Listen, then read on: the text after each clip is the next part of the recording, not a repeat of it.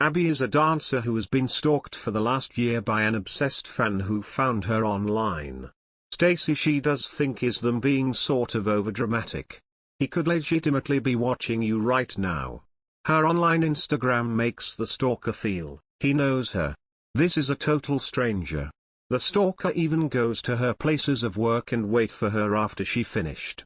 After he started sends WhatsApp and Instagram messages. Also showed in another country such as Ibiza. The day after Abby got back from Ibiza, Jamie came to her house and stared through her bedroom window. So she called the police. Abby's housemate filmed Jamie sitting across the road.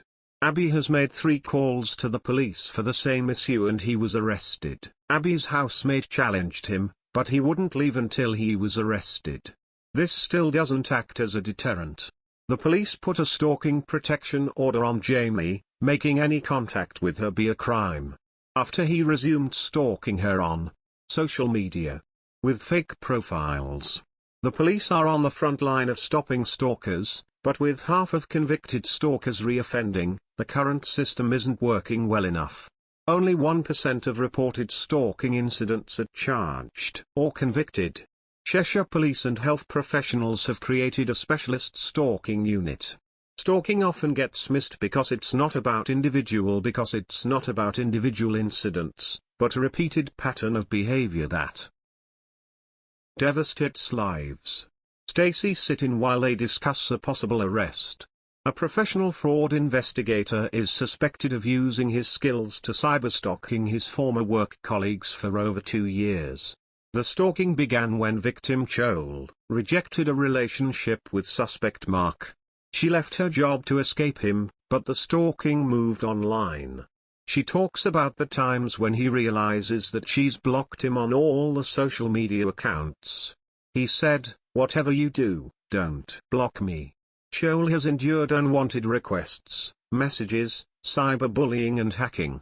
But a new follow request shows a possible escalation. He sent her a picture of the inside of her house. That is so intrusive. Chloe is informed by the police. They're going to arrest Mark in the morning. As the person hide themselves from the camera, Stacey asks her, "How often do you feel anxious?" The person replies, "Every single day. He's affected every aspect of your life, of her life. Without any intervention will he stop?" Today, Mark will be arrested, after more 6 months of investigation. To charge Mark, the police must find evidence that he controls the online account used to stalk Joel. Stacey believes this case highlights how devastating this kind of abuse can be, sort of psychologically. It's no direct threats, but she's just been tormented for, 3 years. The police searched his phones, his iPads, when entering the house. He was just very unremarkable. That's the thing about stalking. There is no set stalker. It could be a neighbor and it could be our mate. The team need to find concrete proof or they'll be unable to charge Mark while he's held overnight. The team bring back 9 devices and they find some key evidence in a stash or paperwork. On top of evidence of hacking Chili's personal accounts, he also has her most confidential information. Just an invasion of her privacy. You can't really come into this any preconceived ideas. Really well-respected, really established professionals are being arrested. This guy is a high-functioning member of society that you definitely trust. Mark will be released on bail. With conditions not contact Chloe. The average prison sentence for stalking is 11 months. When stalkers come out of prison, it's one of the most dangerous times for their previous victims, so the unit monitors all stalkers who in the area.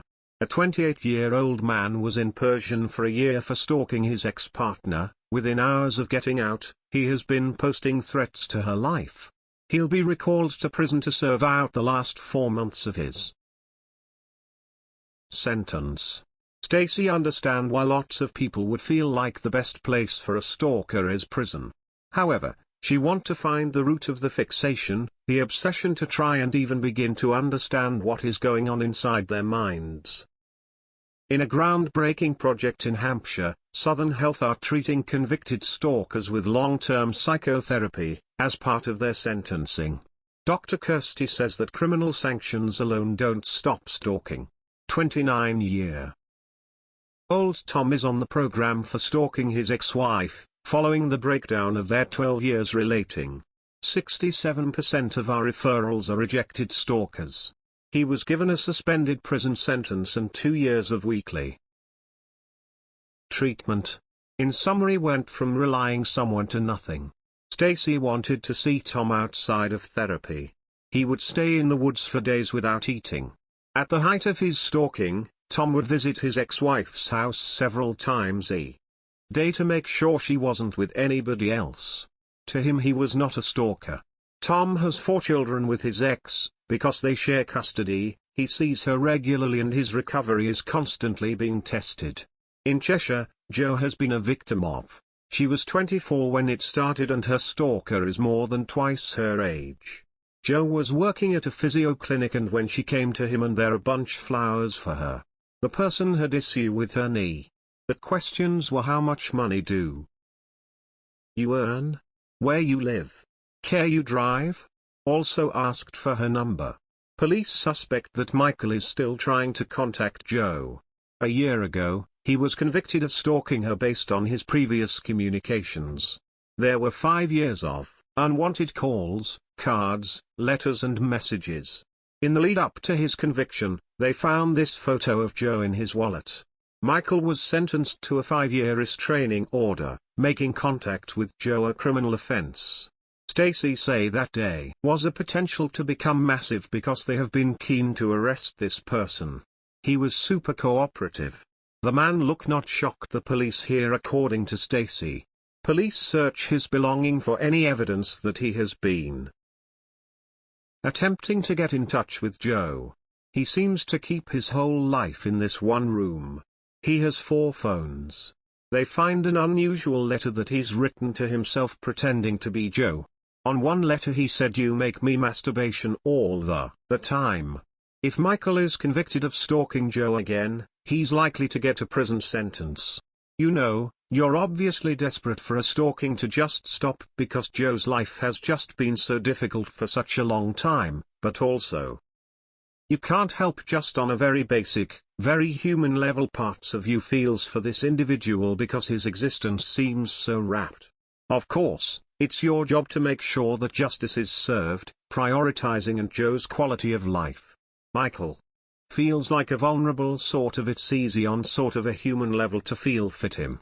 Abby's stalker Jamie is also subject to a court order banning any contact with his victim after he was arrested outside her house. 5 months later, she found him hiding in the basement shed just outside her bedroom window. Explain what Jamie was doing to her, but also he had health concern in jail. Stacey also said there are loads of autistic people that have never stalked, will never stalk. This included Jamie. Many autistic people have highly focused interests that are often positive and getting the right support is vital. Stacey says how complicated and we do need to recognize that he is autistic. At trial, the defense highlighted Jamie's diagnosis. He was found guilty, given 8-month suspended sentence, put on a 12-week stalking prevention program which doesn't start for another 2 months. In Cheshire, police studying the evidence seized from Michael's house alongside a number of handwritten notes. His phones show evidence of him Googling her almost daily.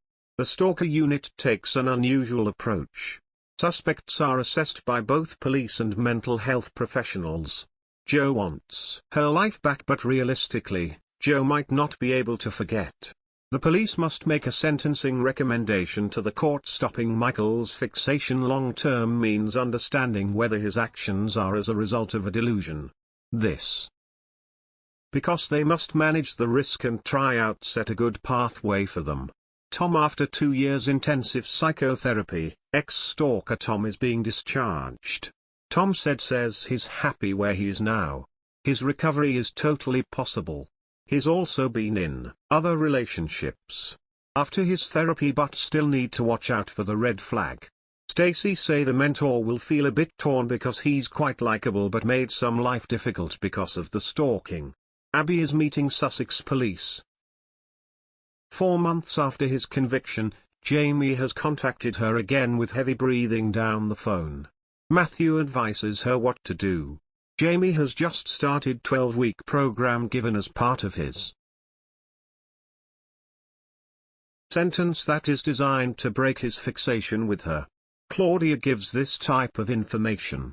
Like, share, subscribe and comment.